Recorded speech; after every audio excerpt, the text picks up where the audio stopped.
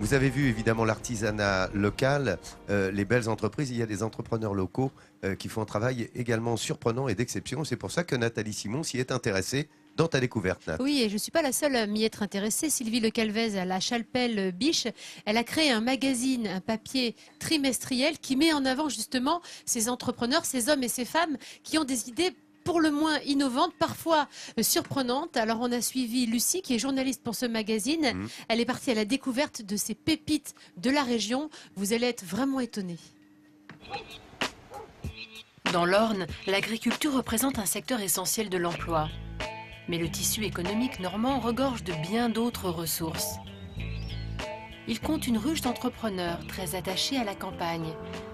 Là où les commerces ont disparu, des hommes et des femmes se battent pour redonner vie au monde rural grâce à leurs activités. Alors je recoupe un peu. Ouais, juste les pointes et tout. D'accord. Installé dans l'Orne, un magazine trimestriel met en avant le parcours atypique des chefs d'entreprise installés à la campagne. Aujourd'hui, nous suivons l'une des journalistes dans ses déplacements. Lucille a rendez-vous à la Chapelle Biche. Un sujet l'intéresse tout particulièrement. C'est le portrait d'une femme pas comme les autres, au volant de ce bus.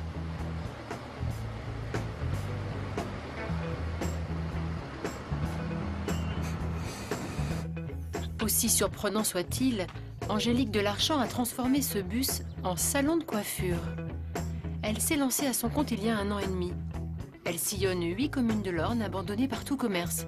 Une activité itinérante originale qui n'a pas échappé à Lucille. Un bus qui était déjà aménagé.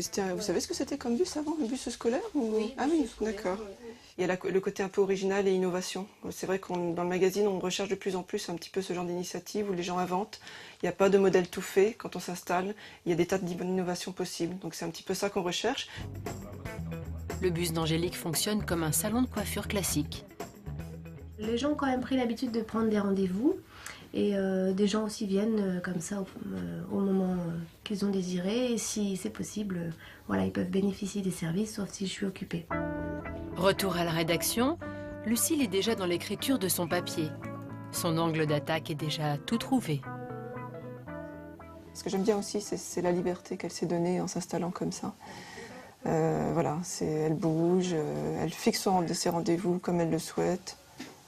Voilà, à la fois la liberté et avoir osé, l'audace, quoi. Nous retrouvons Lucille sur le terrain à La Carneille. Ce village typiquement normand abrite un talent hors norme. Elle doit rencontrer Fabrice Leroy, un joaillier qui travaille dans cette petite maison. Enchantée. Voilà, on avait rendez-vous. Si Lucille souhaite visiter cet atelier, c'est pour mieux percer le secret de Fabrice. Ce joaillier travaille à domicile, sans faire de publicité. Et aussi incroyable que cela puisse paraître, au fin fond de son village, sa réputation dépasse largement les frontières de l'Orne. Votre clientèle, elle est donc du coup régionale, locale, nationale? Ma clientèle, elle est nationale et je travaille aussi un peu pour l'étranger. Donc le Mali, le Canada et là j'ai un projet sur Boston. Si le monde entier s'arrache les bijoux de Fabrice, c'est qu'il travaille les pierres précieuses comme aucun autre. Il dessine et conçoit des bijoux haut de gamme selon les désirs de ses clients. Chaque pièce est unique. Cette bague a tellement de valeur que Fabrice la manie avec des gants. C'est une bague que j'ai appelée jonquille avec une perle couleur or, perle couleur naturelle, avec des diamants blancs, diamants chocolat et diamants jonquille, donc les diamants couleur jaune.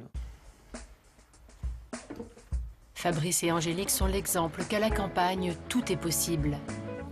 Dans l'Orne, cette pépinière de talent n'a pas fini de surprendre Lucille.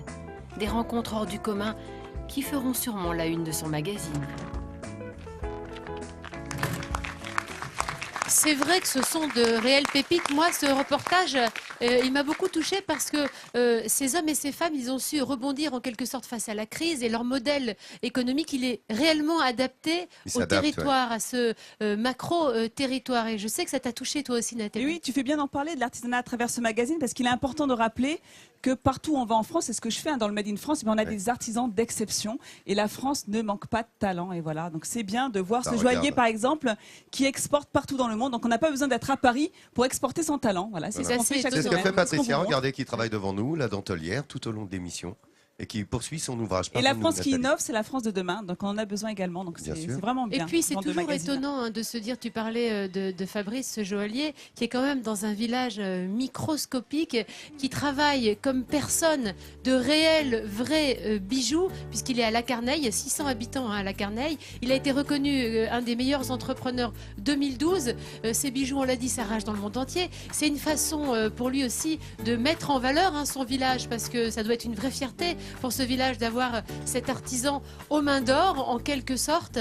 Et puis ce qu'a fait aussi Angélique avec son bus de beauté, ça permet réellement de retisser du lien social, de réapporter de la proximité. Et je suppose que ce monsieur qui vient se faire soigner, se faire chouchouter, se faire bichonner, mais il ne le ferait pas s'il n'y avait pas Angélique. Donc au-delà d'une entreprise et du business, il y a un vrai lien social. Et moi je trouve que voilà, le rôle de ce magazine, de les mettre en avant, c'est bien. Eh ben écoute, c'est le rôle de ta rubrique aussi, là, et de ta chronique. Et tu as bien raison. Bravo, félicitations à eux. Regardez ces belles images que nous montre Laurent Dôme. Avec un joli ciel bleu, là, aujourd'hui, ce reflet magnifique sur le lac, qui lui-même, d'ailleurs, transporte tant de légendes. Et puis,